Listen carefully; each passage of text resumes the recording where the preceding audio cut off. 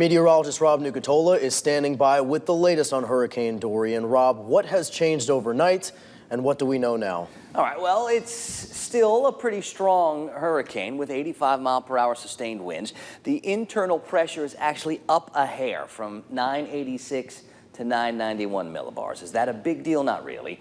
It's moving to the west-northwest, or more of the north-northwest at 13. And what we're going to watch with this over the next couple of days are some of the other things that it interacts with. Now, I still think over those warm waters of the western Atlantic, it is going to get stronger over the next few days. It does look like it's slowing down.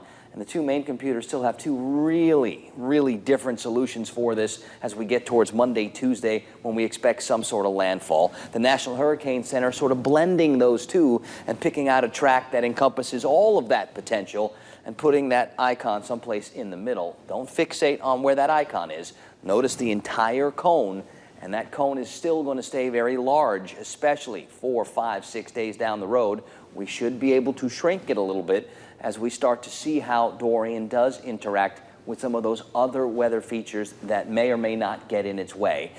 A Category 3 storm is absolutely something to take very seriously. Now, what we're looking at here on the satellite imagery is Dorian's structure right now, and we're starting to see a lot more convection on the north side as opposed to some of those eastern areas that we saw yesterday. So maybe pulling it a little bit more to the north. Yesterday, maybe pulling it a little bit more to the east, and that's what kept it a little further away from Puerto Rico.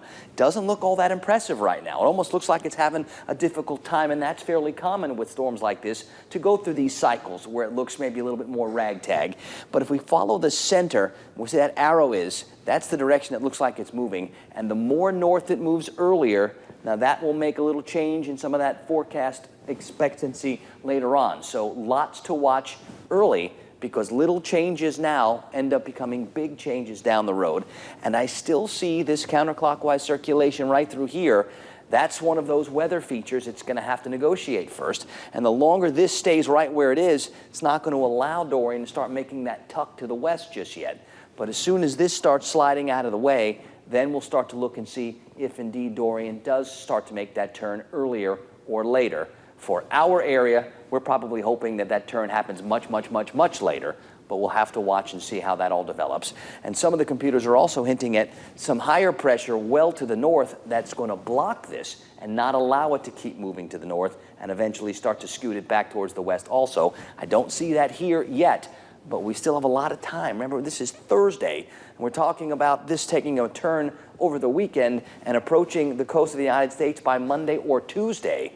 Lots of time between now and then. We will continue to bring you updates. This is a good time to start thinking about those preparations.